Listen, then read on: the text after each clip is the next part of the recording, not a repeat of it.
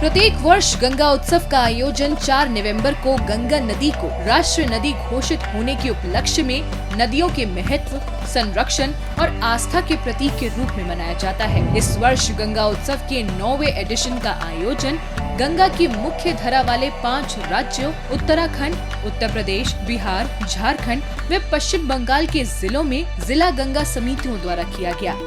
इसी श्रृंखला में इस वर्ष गंगा उत्सव के प्रमुख कार्यक्रम का आयोजन पवित्र नगरी अयोध्या में 5 नवंबर को कार्तिक पूर्णिमा के पावन अवसर पर किया गया। डॉक्टर राम मनोहर लोहिया अवध विश्वविद्यालय परिसर में आयोजित इस कार्यक्रम में जीवनदायिनी मां गंगा के प्रति श्रद्धा और सम्मान का सुंदर संगम देखने को मिला।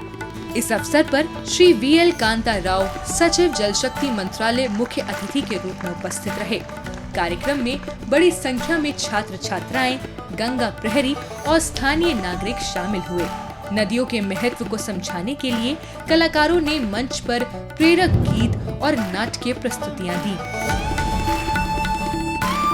अपने संबोधन में सचिव श्री VL कांता राव ने कहा, गंगा भारत की केवल एक नदी नहीं बल्कि राष्ट्रीय अर्थव्यवस्था, संस्कृति और करोड़ों लोगों की जीवन रेखा है। हमें आस्था के साथ साथ गंगा और उसकी सहायक नदियों का संरक्षण भी करना होगा। गंगा का जो महत्व ये है कि देश की आधी आबादी और देश की आधी आर्थिक व्यवस्था गंगा और गंगा के सहायक नदियों से जुड़े हुए हैं। माने गंगा इतना बड़ा रिवर सिस्टम है कि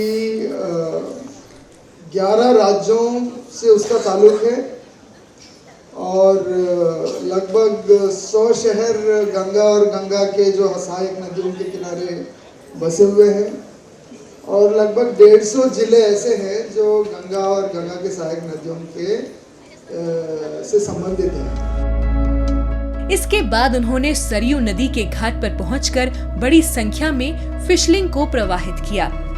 ये पहल गंगा की जलीय जैव विविधता को समृद्ध बनाने और सतत मत्स्य पालन को प्रोत्साहित करने की दिशा में एक महत्वपूर्ण कदम है। शाम के समय सचिव श्री राव ने सरयू तट पर आयोजित आरती में भाग लिया। दीपों की जगमग रोशनी और आरती के वातावरण में उन्होंने कहा, आस्था तभी सार्थक है जब उसके साथ संरक्षण की भावना जुड़ी हो। आरती हमारी श्रद्धा का प्रतीक है और नदी की स्वच्छता हमारी जिम्मेदारी। ताज़ा खबरों के लिए लाइक, फॉलो और YouTube पर सब्सक्राइब कर बेल आइकन दबाएं। साथ ही हर अपडेट के लिए विजिट करें swedeshlive.com।